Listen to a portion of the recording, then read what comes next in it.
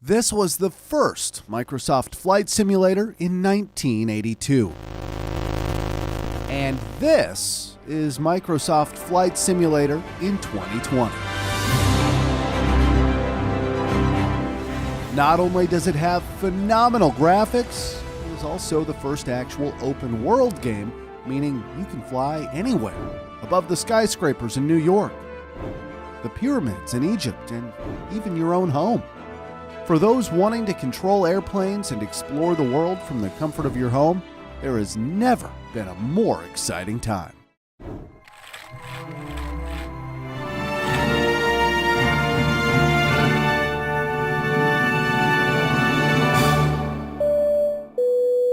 Ladies and gentlemen, buckle up as we journey through the evolution of Microsoft Flight Simulator. It all started with a pilot named Bruce Artwick, who was interested in computers. Bruce founded a software company named Sublogic and developed Flight Simulator in 1979. At the time, computers couldn't handle much more than a few lines at once, and it's easy to understand why if you look at the specifications of the Apple II, for which Flight Simulator was developed. It was an 8-bit computer that only had 4 kilobytes of RAM and a processor running at 1 megahertz. Microsoft gained interest and obtained the license from Sublogic to create the first Microsoft Flight Simulator in 1982, also referred to as Flight Simulator 1.0. It featured improved graphics, with color this time, variable weather, and the time of day. Advertisements boldly claimed if flying your IBM PC got any more realistic, you'd need a license. Yeah, I don't think so. Version 2.0 was launched in 1984. Minor improvements were made to the graphics and the game's precision. With version 2.0, it was also possible to use a joystick or a mouse. In 1988, Microsoft released version 3.0. It came in a box with a floppy disk inside to play the game. Version 3.0 added new airports, had higher frame rates, better graphics, and it was finally possible to use external camera angles. In the following year, Flight Simulator 4.0 was released. The box was almost similar to the previous Microsoft Flight Simulator. It wasn't very clear which version you had, since all the box said was new version. You had to know what artwork to look for. Version 4.0 had upgraded aircraft models, dynamic scenery, random weather, and special modes, like a mode where you could fly a World War I airplane and shoot down enemy airplanes. It also had some very beautiful, nostalgic music. Released at the end of 1993, Flight Simulator version 5.0 ramped up the realism using textures to create scenery for the first time. Graphics and aircraft models were further improved, weather systems upgraded, artificial intelligence was introduced, and users could modify their cockpits for each aircraft. In 1995, Microsoft Flight Simulator 5.1 was the first version to be released on CD-ROM. It featured satellite imagery, faster performance, and it had many weather effects. There was also a program to build your own airports and cockpit panels. After the release of Windows 95, Microsoft developed Flight Simulator for Windows 95. It was almost the same as its predecessor, except for the improved frame rates and additional aircraft. It also included major airports outside Europe and the US for the first time. The next edition, Flight Simulator 98, came in 1997. The game was a huge success and sold over 1 million copies. It was the first to take advantage of 3D with graphic cards through Microsoft's DirectX technology. Flight Simulator 98 had better performance, more modeled airports, distinct sounds for every type of aircraft, and a helicopter. 2 years later, Flight Simulator 2000 was released. Many were disappointed that the game demanded a high-end computer to play the game, and even on high-end systems, frame rate stuttering was a problem in some dense areas.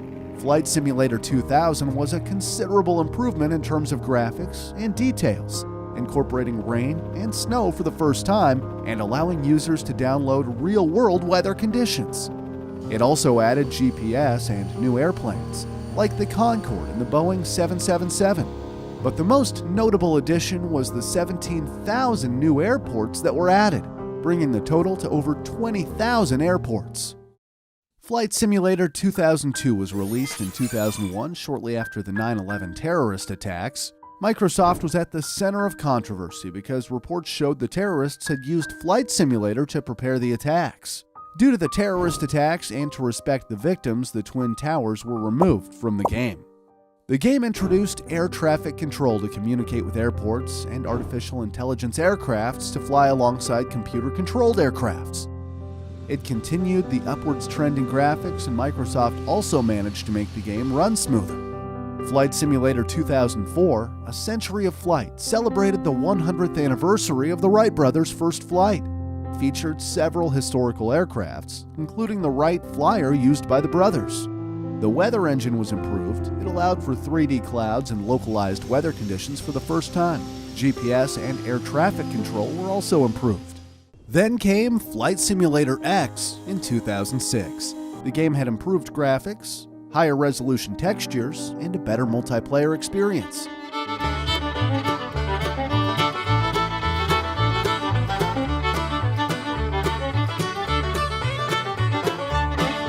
Flight Simulator X had the ability for players to be an air traffic controller and for 2 players flying in a single airplane. The game included 18 planes, 28 detailed cities, and over 24,000 airports for the standard version, while the deluxe version had even more planes and detailed cities.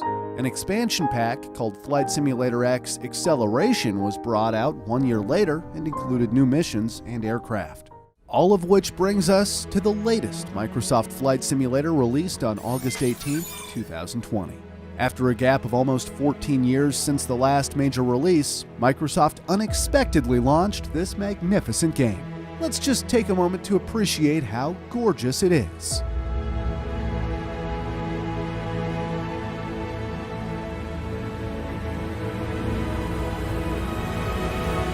This, ladies and gentlemen, truly is the future of gaming. This game is the first actual open-world game. It simulates the entire Earth using textures and data from Bing Maps. Microsoft partnered with Blackshark.ai, who developed a solution that uses the groundbreaking technology of Microsoft Azure and artificial intelligence to analyze map data and generate photorealistic 3D models of buildings, trees, water, and so on. Flight Simulator does not only look ultra-realistic, it also simulates the real world as much as possible, with realistic physics and real-world weather data, meaning if there's a storm somewhere in real life, there's also a storm in-game in the same place. In total, the game includes a staggering 37,000 airports, of which 30 are handcrafted in the Standard Edition. The number of airplanes varies from 20 to 30 for the different editions. While Microsoft Flight Simulator has long loading times and you need a beast of a PC to obtain the ultra graphics, you can't help to be blown away by the scale and photorealism of this simulator. Satellite imagery and real-world technology combine to provide an extremely satisfying and realistic experience, allowing players to travel to pretty much any destination and explore the world with remarkable accuracy. Flying has never been so much fun. And thanks to Corona, probably the only way we'll be flying anytime soon.